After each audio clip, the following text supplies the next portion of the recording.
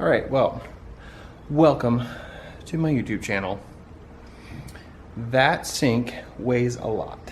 It is 60 inches wide, cast iron, an old antique drain board sink, two drain boards, one on either side. We got it years ago from Southern Accents in Cullman, Alabama. It needs to be refinished. First of all, it needs to be cleaned. So that is going to be step one.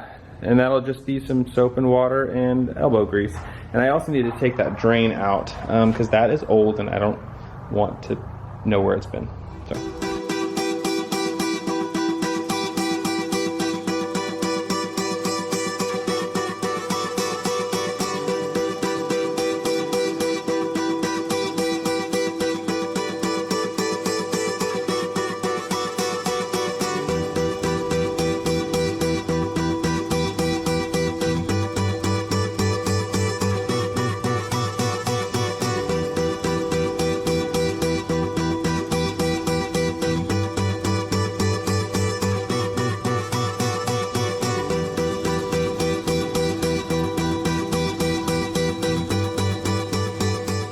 Okay, hello up there.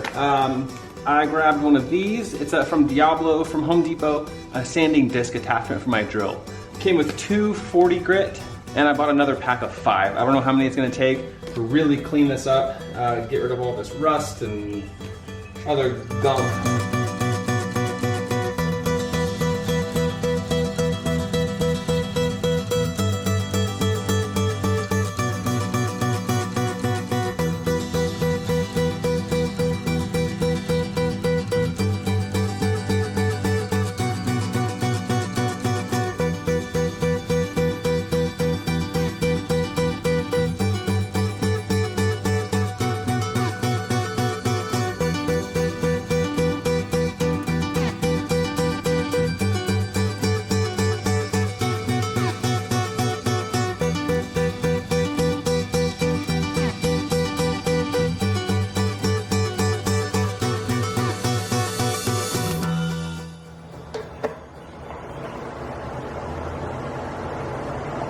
Brute strength, or whatever kind of strength I have, definitely wasn't going to work.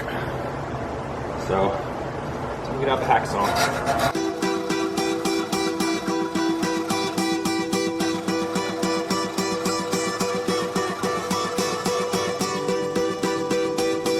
Wait, why am I wasting all this energy when I have a workshop full of tools?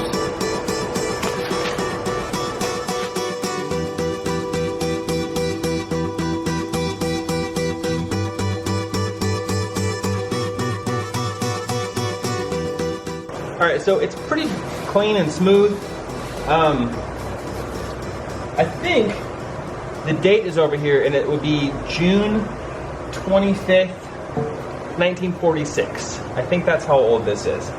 So it's not 110 years old like our house, but this sink was much more appealing because it's so big, because of the drain boards on the side. So it'll be fine. Just don't tell anybody. Okay, so I'm going to clean this up. Wipe it down really good with some mineral spirits. Let that dry, and then I will spray paint the first coating, which is going to be the primer.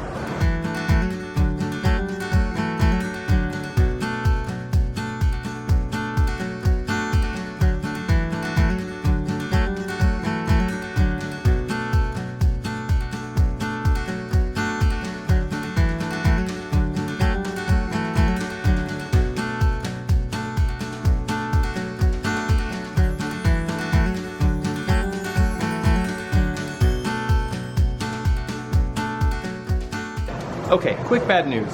I only bought 1 can of primer because I forgot that this is a 5-foot sink. And it's really big, and it took a lot more than I thought it was going to. Unfortunately, thanks to Corona and the quarantine, Home Depot closes in 8 minutes, and we live about 10 minutes from Home Depot. So I'm not gonna make it, so looks like I will be doing another coat tomorrow morning when I leave early and go get another can. I didn't think that went through. I don't know. Anyway, so that's all I can do tonight on the sink. It's gonna be awesome though. I mean, for sure. Well, good morning. I went to Home Depot this morning super early and got 2 more cans of spray paint. I got 1 more primer, and then I got another coat of the enamel that I'm going to be spraying because I don't know how many coats I'll take.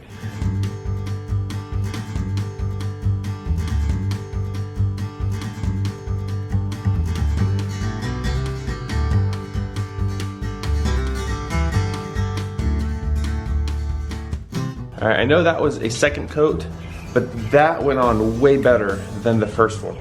They're both Rust-Oleum. The first one it just says primer base and it says filler primer. This one was the Painter's Touch 2x Ultra Cover primer. Maybe the 2x Ultra Cover is better. It came out way stronger and it didn't run out. I was using nearly the same amount as I was before, and I still have a lot left in this can. So lesson learned, next time I will only use Rust-Oleum Painter's Touch 2X Ultra Cover Primer. So, not a sponsor.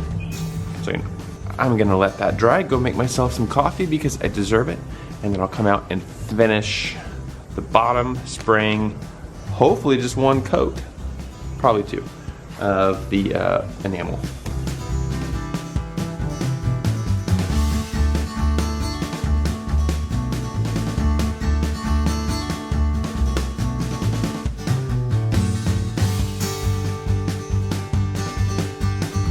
So for Comet, you just get the surface wet, sprinkle this stuff on, let it sit for 15 seconds, I think it says, 15 seconds. And rub and rinse, rub and rinse. Anyway. Oh, it's the whole thing wet.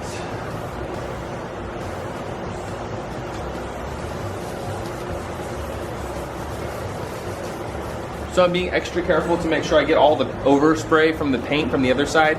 I knew it was gonna get on it, but we're gonna clean it really, really good before we refinish it. So, but make sure, like right here, you can see the paint sprayed through all these holes, but it comes right off. So, nothing to be worried about. So I guess now would be a great time for me to talk about what refinishing kit I'm using. I'm using the Bathworks DIY Bathtub Refinishing Kit.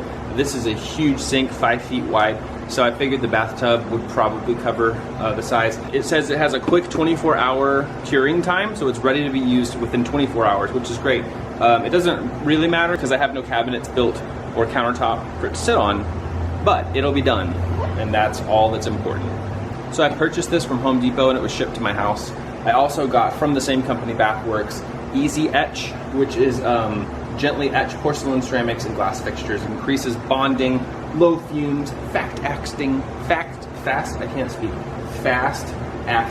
and used by professionals and me. Once you've cleaned it, to kind of prepare the surface for what's about to happen to it. So it helps everything adhere better. So it gives it that like clean, professional look versus like a homemade, I've painted my sink with my kids' finger paints kind of feel. That's not what we're going for here. So this was an extra cost. It still came in the package, so they have them pre-made, ready to go with all the stuff you need. It comes with your gloves, figuras, I don't know why I call it that. Scotch Brillo pad is what they're called. Gloves, comes with your rollers, tack cloth, sandpaper, which will come soon. We're about to do the sandpaper. More gloves, a stir stick, rolling paint tray, the foam roller. So this is, I was worried I had to buy this separately and I forgot I bought the kit, which comes with everything. So I was like, I don't know what quality, if you need to know that. And then this regular foam brush for like parts that you can't roll. I'm not sure there's anywhere on this sink I won't be able to get the roller comfortably. Like if you had a bathtub or something, you might need to use this. It actually came with some etching cleaner. The regular kit actually came with some etching cleaner, and it says in the instructions, use this. This is the next step we're about to do. And then after this step, you can then use the regular etching formula, which is totally different. Like it's a big old thing of liquid and some granules.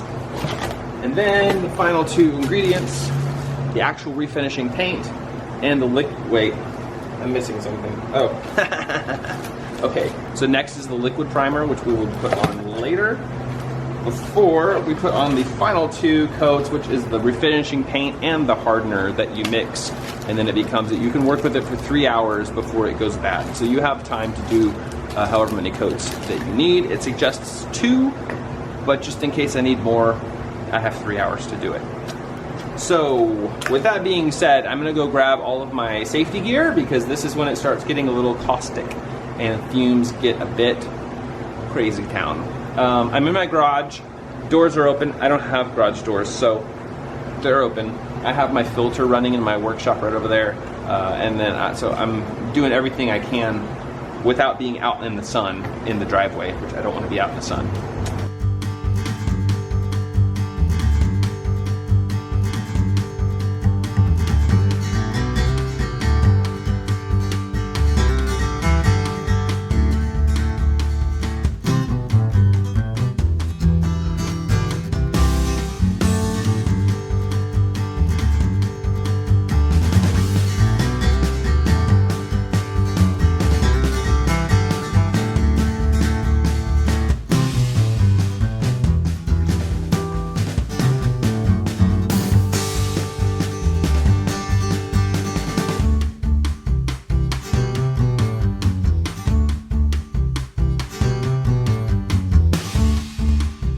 All right, so this step in the process, if you have any dings or major problems you need to repair, now would be the time you do it, right after etching. You do your repairs. There's some dings in this, but honestly, it's like 75 years old. It kind of adds to the charm for us. The finish is gonna be so smooth and glossy and pretty that it's fine. Like, we're okay with the dings. And the refinishing will kind of, sort of fill in those gaps. But if it's like a major problem, now is the time to do it. I'm gonna have to put all my safety gear back on, my ventilator, I almost said goggles, glasses, and I have my gloves on. But the first step is to get a paper towel, put the primer on for like and let it sit for 5 minutes, and then you mix your paint and your hardener and apply that like I talked about earlier.